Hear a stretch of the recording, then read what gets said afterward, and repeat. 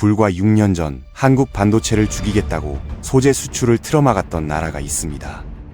그 나라가 지금 수십조 원을 들고 와서 삼성전자와 SK하이닉스한테 제발 자기네 땅에 공장을 지어달라고 요청하고 있습니다. 일본 이야기입니다. 뜻밖의 상황이 벌어진 건데요. 그런데 더 황당한 건 그 다음입니다. 한국 기업들이 이 제안을 단칼에 잘랐어요. 알려진 바에 따르면 일본이 제시한 조건은 파격 그 자체였습니다. 일본에 공장을 세울 경우 총 운영 비용이 한국에 짓는 것의 절반밖에 안 된다는 분석까지 나왔거든요. 나머지 절반은 일본 정부가 전부 떠안겠다는 건데 사업적으로만 보면 거절할 이유가 없어 보이는 조건이죠. 그런데도 한국 기업들은 안 간다고 했습니다. 돈을 줘도 안 간다는 겁니다. 업계에서는 이 상황 자체가 어이없다는 반응인데요. 2019년에 불화수소 수출을 끊어서 삼성 공장을 하루도 못 돌리게 만들려 했던 나라가 2025년에는 수십조 원짜리 보조금을 내밀면서 와달라고 사정하는 꼴이 됐으니까요. 도대체 이 6년 사이에 무슨 일이 벌어진 건지, 그리고 일본 내부에서는 이 거절을 어떻게 받아들이고 있는지 지금부터 하나씩 파악해 보겠습니다. 우선 일본이 왜 이런 제안을 한국에 던졌는지부터 짚어야 합니다. 배경을 보면 답이 나옵니다. 지금 일본은 반도체에 국가 역량을 총동원하고 있어요. AI 시대의 패권이 반도체에 달려있다고 보고 다카이치 내각 출범 이후 천문학적인 자금을 쏟아붓고 있는 상황인데요. 가장 대표적인 게 대만 TSMC를 구마모토현으로 유치한 겁니다. 일본 정부가 TSMC 공장 두 곳에 쏟아부은 보조금만 한화로 10조 원이 넘는 것으로 파악됩니다. 공장 건설 비용의 절반을 일본 정부가 그냥 내준 거예요. 5나노, 6나노 공정의 최첨단 파운드리를 자국 땅에 끌어오기 위해서 미국보다 더 파격적인 조건을 내건 겁니다. 행정이 느리기로 유명한 일본이 보인 상당히 이례적인 속도였습니다. 여기서 끝이 아닙니다. 일본은 자체적으로 라피더스라는 반도체 기업까지 만들었어요. 2027년까지 헬 나노급 반도체를 양산하겠다는 목표를 세웠는데 여기에 이미 수조 원을 투입했고 총 투자 계획은 13조 엔, 한화로 약 120조 원에 달합니다. 일본이 반도체에 올인하고 있다는 건 누가 봐도 분명한 상황이죠. 그런데 여기서 치명적인 구멍이 하나 드러납니다. 일본이 그렇게 돈을 퍼부어서 유치한 TSMC, 마이크론, 라피더스, 이것들이 전부 파운드리, 즉 반도체 위탁 생산시설이라는 겁니다. 메모리 반도체는 단 하나도 없어요. D램이나 HBM 같은 메모리를 만드는 공장이 일본 땅에 아예 존재하지 않는 겁니다. 이게 왜 문제가 되냐면 AI 시대가 본격적으로 열리면서 메모리 반도체의 전략적 중요성이 폭발적으로 커졌기 때문입니다. 바로 HBM 이야기입니다. 엔비디아의 AI 가속기에 들어가는 이 초고성능 메모리를 전 세계에서 사실상 삼성전자와 SK하이닉스 두 곳이 독점하고 있습니다. 전 세계 HBM 5개 중 4개가 한국산이에요. 시장 점유율로 따지면 79%입니다. 일본 입장에서 보면 반도체 굴기를 외치면서 수백조 원을 쏟아붓고 있는데 정작 AI 시대의 가장 핵심적인 부품은 자기네 나라에서 한 톨도 생산이 안 되고 있는 겁니다. 이건 아무리 돈을 투입해도 해결이 안 되는 문제예요. 그래서 결국 일본이 택한 방법이 뭐냐면 삼성전자와 SK하이닉스한테 직접 제안서를 보낸 겁니다. 일본에 와서 메모리 반도체 공장을 지어달라고요. 그것도 비용의 절반을 대겠다는 사실상 구걸에 가까운 조건을 들고서 말이죠. 여기서 잠깐 비교를 해봐야 하는데요. 이 보조금 수준이 얼마나 파격적인 건지 다른 나라와 놓고 보면 감이 옵니다.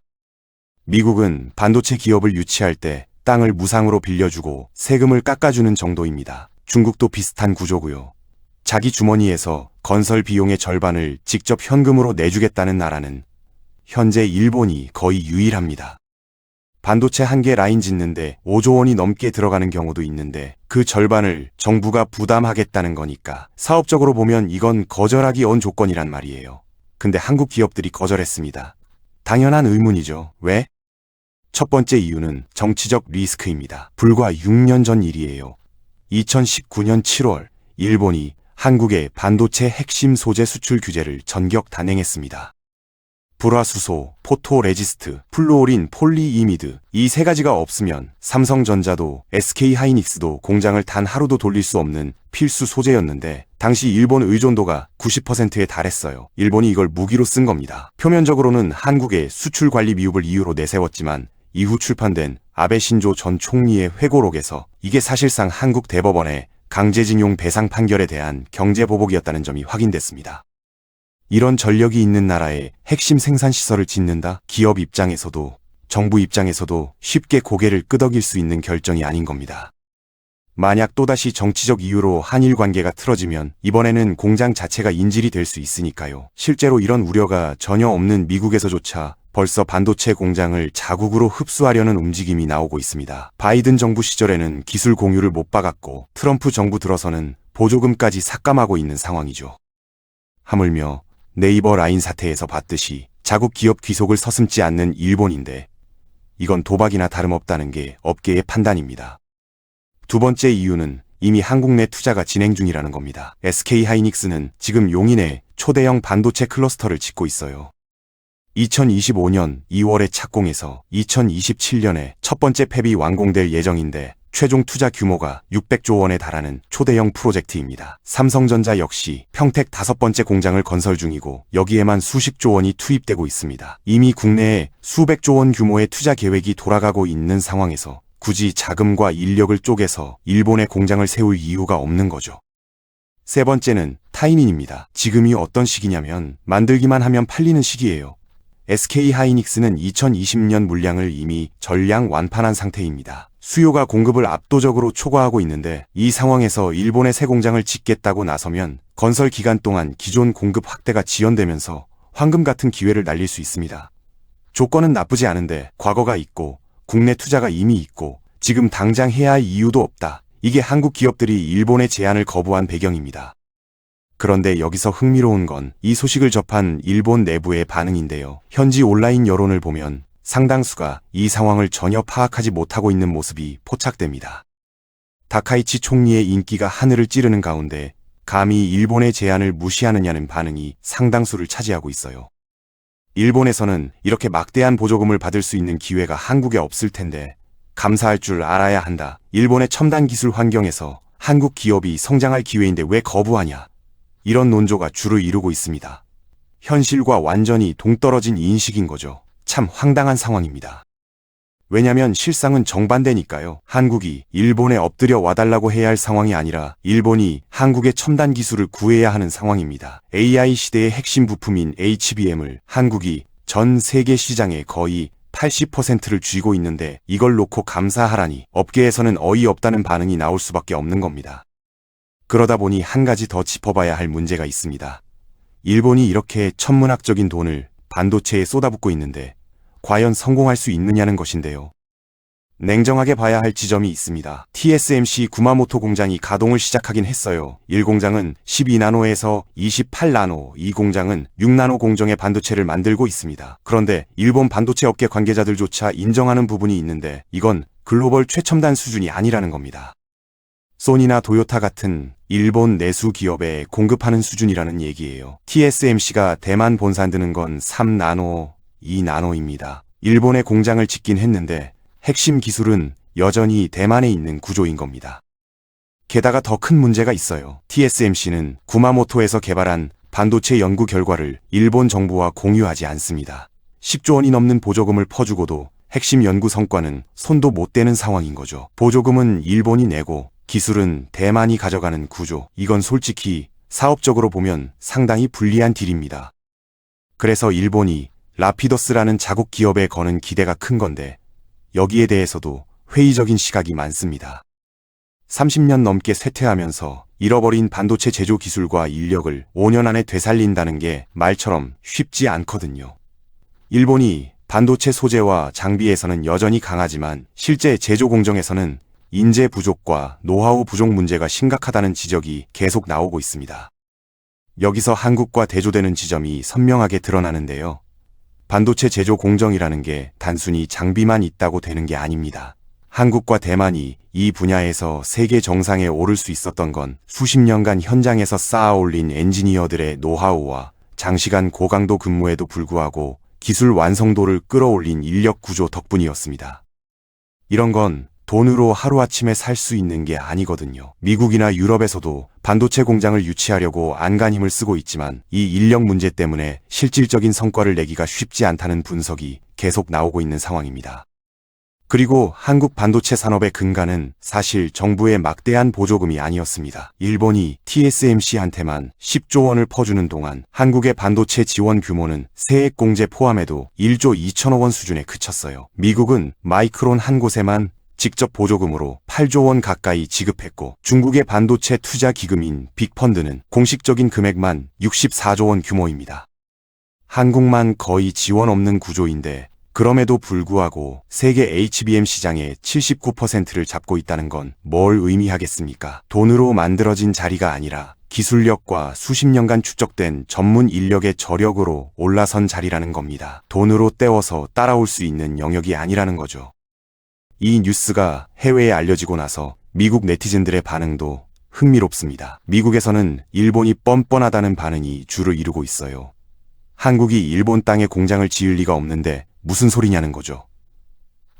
왜 이런 반응이 나오냐면 2019년 수출 규제 사태를 다들 기억하고 있기 때문입니다. 그때로 다시 돌아가 볼 필요가 있습니다. 2019년 7월 4일 자정, 일본 경제산업성이 전격적으로 한국에 대한 반도체 소재 수출 규제를 시행했을 때 한국 기업들이 얼마나 긴장했는지 아시나요? 규제 발표 소식이 뜨자마자 삼성전자 구매 담당 직원들이 전원 일본으로 날아갔어요. 남아있는 소재를 싹 쓸어서 4-5개월치 재고를 확보하며 급한 불을 끈 겁니다. 당시 이재용 부회장이 직접 일본에 건너가 현지 경제인들과 대책을 논의할 정도였으니 분위기가 얼마나 살벌했는지 짐작이 되실 겁니다. 그런데 일본이 크게 실수한 겁니다. 한국 기업들이 주저앉기를 기대했는데 정반대의 일이 벌어졌거든요. 규제 직후 한국 정부가 소부장 특별법을 제정했습니다. 소재, 부품, 장비 세 분야를 일본에 의존하지 않고 국산화하겠다는 국가 차원의 프로젝트가 가동된 겁니다. 삼성전자와 SK하이닉스도 즉각 움직였어요. 일본산 소재를 대체할 성능 테스트에 착수하고 국내 중소기업들과 협력해서 국산화 작업을 동시에 밀어붙였습니다. 결과가 어떻게 됐냐면 불화수소는 규제 이후 1년 만에 솔브레인이라는 국내 기업이 국산화에 성공했어요.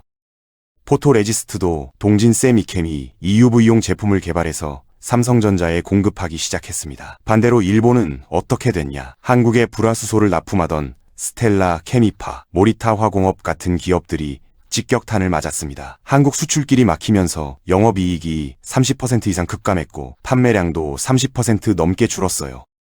일본의 대한국 불화수소 수출액은 규제 이전 대비 쪼그라들었습니다. 한국을 죽이려다가 오히려 자국 기업들이 시장을 잃은 겁니다. 이건 농락이 아니라 자충수예요. 더 뼈아픈 건 한국이 한번 국산화에 성공한 소재는 다시 일본산으로 돌아가지 않는다는 겁니다. 한번 끊어진 공급망은 복원이 안 돼요. 일본 소재 기업들 입장에서는 영원히 잃어버린 시장이 된 셈이죠.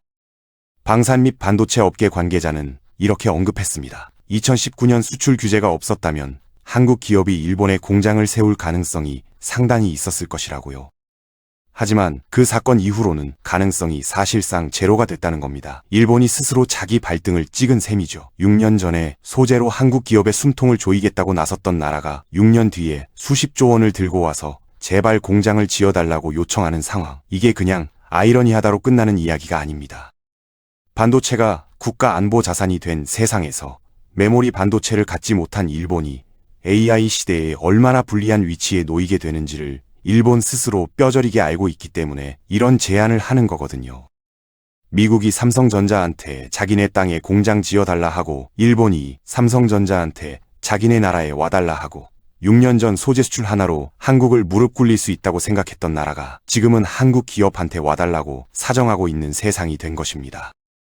물론 삼성전자의 공식 입장은 아직 발표된 게 없습니다. 다만 SK하이닉스는 일본 내 디램 공급망 구축 계획을 공식적으로 부인한 상태입니다. 앞으로 일본의 반도체 전략이 어떤 방향으로 흘러갈지, 그리고 한국 기업들이 최종적으로 어떤 카드를 꺼낼지, 기업 입장에서는 사업적 판단이 필요한 복잡한 문제이고 정치적으로도 쉽게 결론 내릴 수 없는 사안이긴 합니다.